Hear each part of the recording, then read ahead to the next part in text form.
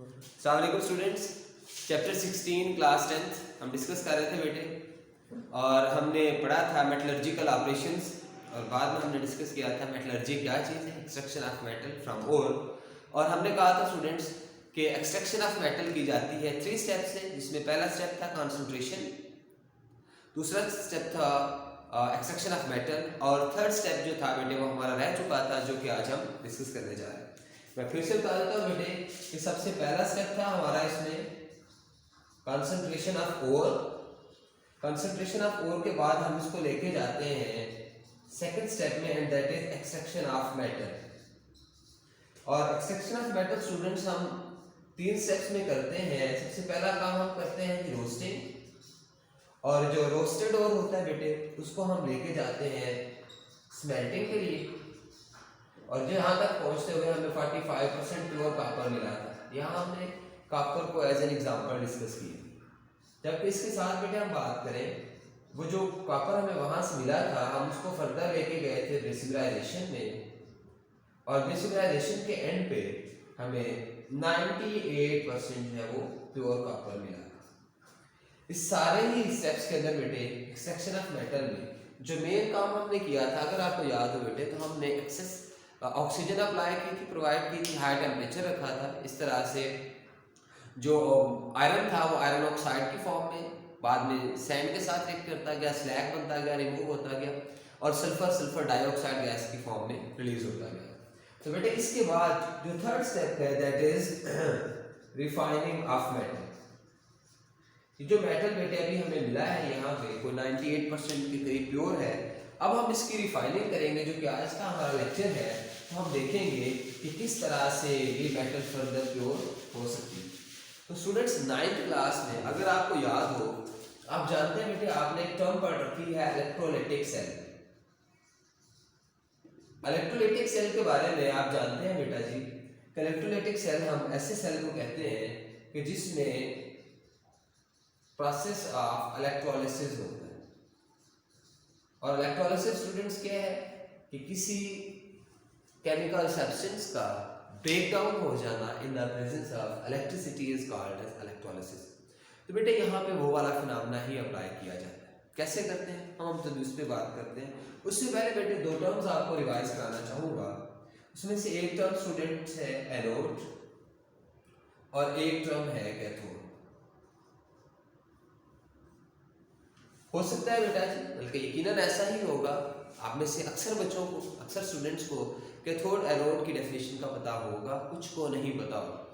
आप में से अक्सर वो होंगे बेटे जो आज तक सोचते होंगे जी कि जिस पे पॉजिटिव चार्ज होता है दैट इज कैथोड, जिस पे नेगेटिव चार्ज होता है दैट इज एनोड। नहीं बेटे, एनोड पे या कैथोड पे चार्ज तो बेसिकली बैटरी की वजह से आता है कि हमने उसको किस टर्मिनल के साथ जोड़ दिया। कोई बंदा गरीब है या अमीर है वो तो डिपेंड करता है ना कि उसके पास है या नहीं। तो बेटे असल में हम इसको डिफाइन क्या करते हैं, एनोड बेसिकली बेटे the electrode on which oxidation takes place. बेटे हमेशा याद रखिएगा एनोड है, चाहे उस पर जिस तरह का मर्जी चार्ज हो, पॉजिटिव चार्ज हो, नेगेटिव चार्ज हो, व्हाटएवर, उस पर हमेशा ऑक्सीडेशन ही हो। जबकि स्टूडेंट्स जो कैथोड है, कैथोड को हम कहा करते हैं that electrode upon which reduction takes place।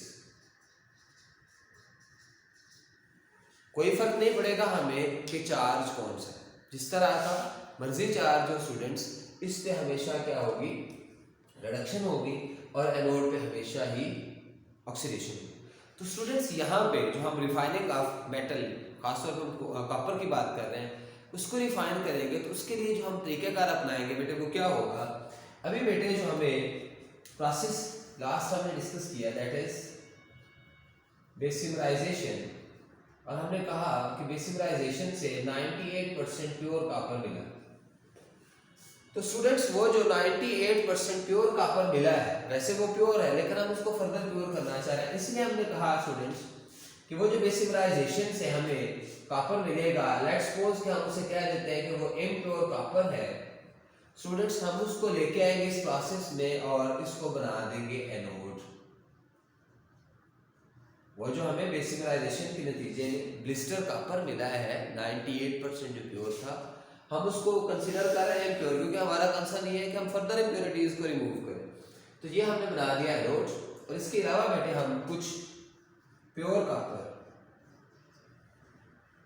Consider करते हुए, गेन करके, हासिल करके, उसके ऊपर बेटे हम काम करेंगे कि उसको हम डील करेंगे एज कैथोड। अब स्टूडेंट्स जरा गौर कीजिए, एक तरफ हमारे पास एनोड आ गया, एक तरफ कैथोड आ गया। कोई इलेक्ट्रोलाइट हम यहाँ पे यूज करेंगे, क्योंकि आपके सामने है बेटे, यहाँ पे आप देख सकते हैं कि कॉपर मेटल की बात हो रही है इधर भी और इधर भी। इस वजह से बेटे यहाँ पे जो हम इलेक्ट्रोलाइट यूज करेंगे वो भी कॉपर का ही होगा। और मेनली स्टूडेंट्स जो इलेक्ट्रोलाइट यहाँ यूज किया जाता है वो है aqua solution of copper sulphate, जो कि हेल्प करेगा हमें इस काम के लिए कि किस तरह से हम यहाँ पे इसको प्रोसेस को डील करते हैं। अब स्टूडेंट्स हमारे पास इम्प्योर कॉपर एनोड होगा, प्योर कॉपर कैथोड होगा, कॉपर सल्फेट का सॉल्यूशन होगा। एनोड और कैथोड को स्टूडेंट्स हम इलेक्ट्रिसिटी यानी कि बैटरी के साथ कहीं जोड़ देंगे और हमारा ये प्रोसेस होना शुरू होगा। और हम देखेंगे इंशाल्लाह कि जो इम्प्योर कॉपर है वो प्योर कॉपर में कन्वर्ट होता जाएगा। ओके, तो बेटे जरा देखिएगा, मैं आपके सामने एक तरह से सेल बनाने की कोशिश करता हूँ।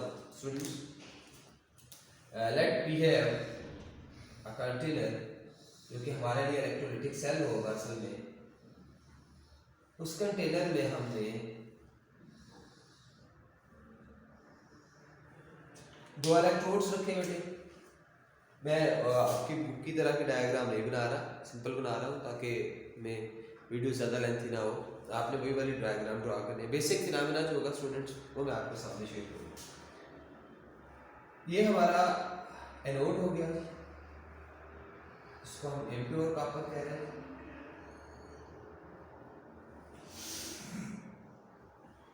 इसके साथ साथ स्टूडेंट्स ये मैं आपके सामने एक छोटी सी लेयर, थिन लेयर के तौर पे ये मैंने आपके सामने बना दिया जी कि यहाँ पे जो है वो हमारा एनोड। हम इन दोनों को लेट्स सपोज स्टूडेंट्स के जोड़ देते हैं बैटरी के साथ।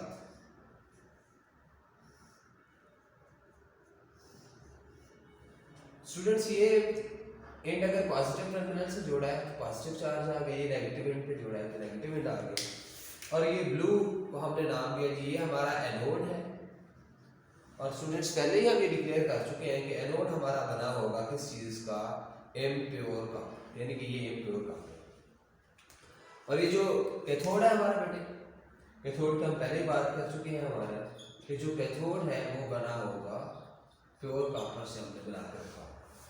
अब इस दौरान अगर हम बात करें तो यहाँ पे चूंकि दोनों मेटल्स कॉपर हैं तो यहाँ पे स्टूडेंट्स जो इलेक्ट्रोलाइट होगा वो कॉपर का ही इलेक्ट्रोलाइट होगा। और यूजुअली जो है वो कॉपर सल्फेट यूज किया जाता है।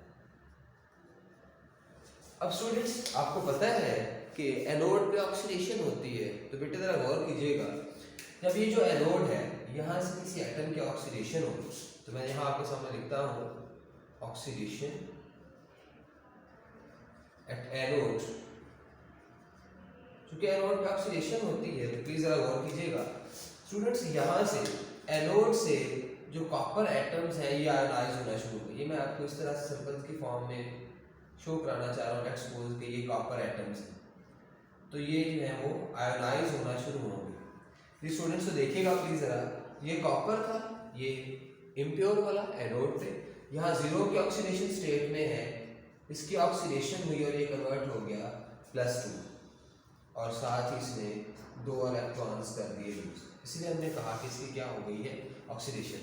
तो स्टूडेंट्स इस दौरान क्या होगा कि यहाँ से कॉपर एटम्स जो हैं वो आयोनाइज होकर इस इलेक्ट्रोलाइट के सॉल्यूशन में गिरते जाएंगे in the form of Cu+2 Cu+2 Cu+2। तो स्टूडेंट्स इस तरह से क्या होगा कि जो एनोड है ये ऐसा ऐसा खाया जाएगा, खत्म होता जाएगा। क्यों? क्योंकि इसके एटम्स तो वो टूट टूट के नीचे आते जा रहे हैं आयंस की फॉर्म में। तो यहाँ पे जहाँ ये मैंने आपके सामने सर्कल्स बनाए, यहाँ से एटम्स टूट के नीचे आते जा रहे हैं, तो ये ऐसा ऐसा सरफेस जो कम होती जाएगी। और हर एक पॉइंट हम देख रहे हैं 2 इलेक्ट्रॉन्स फ्री हो रहे हैं बेटे, तो वो जो इलेक्ट्रॉन्स होंगे वो यहाँ से फ्लो करना शुरू कर देंगे सर्किट में और वरिश करना शुरू करेंगे, सॉरी रशिंग करना शुरू करेंगे कैथोड की तरफ। अब बेटे इस तरफ क्या होगा कि जब इलेक्ट्रॉन्स की इंटेंसिटी इस तरफ बहुत ज़्यादा हो जाए, जब इलेक्ट्रॉन्स की इंटेंसिटी स्टूडेंट्स इस तरफ बहुत ज़्यादा हो जाएगा, इलेक्ट्रॉन्स का नंबर बहुत ज़्यादा हो जाएगा, तो नतीजा क्या निकलना शुरू होगा बेटा जी, तो यहाँ पे कॉपर आयंस आए होंगे।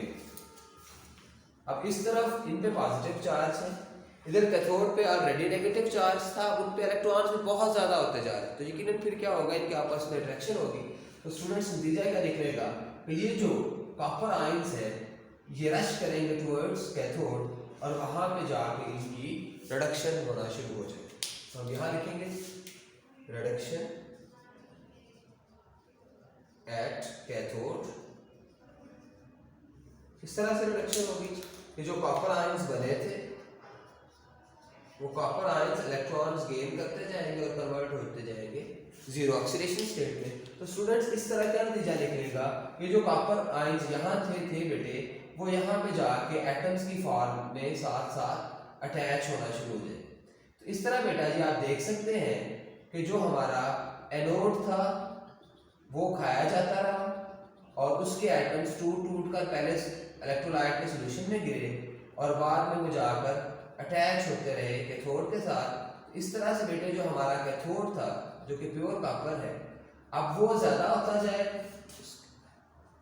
जबकि एनोड से चूंकि एटम्स टूटते जा रहे हैं इस तरह से हमारा एनोड जो है आहिस्ता से कम होता जाएगा। इस तरह बेटे आप देख सकते हैं कि मैक्सिमम जो कॉपर है वो पहले ऑक्सीडाइज होगा यहाँ पे एनोड पे, फिर वो जाकर रिड्यूस होगा और यहाँ कम होता जाएगा, यहाँ ज़्यादा होता जाएगा। इस तरह से हमारा जो कॉपर है वो प्योर होता जा रहा है, जबकि इम्प्योर कॉपर को हमने कन्वर्ट कर दिया प्योर कॉपर। तो इस तरह से बेटे ये प्रोसेस होता है। और नीचे एट द एंड क्या होगा स्टूडेंट्स, अभी भी कुछ इम्प्योरिटीज बची होंगी नीचे, तो स्टूडेंट्स उन इम्प्योरिटीज को नाम दिया जाता है एनोड मड का।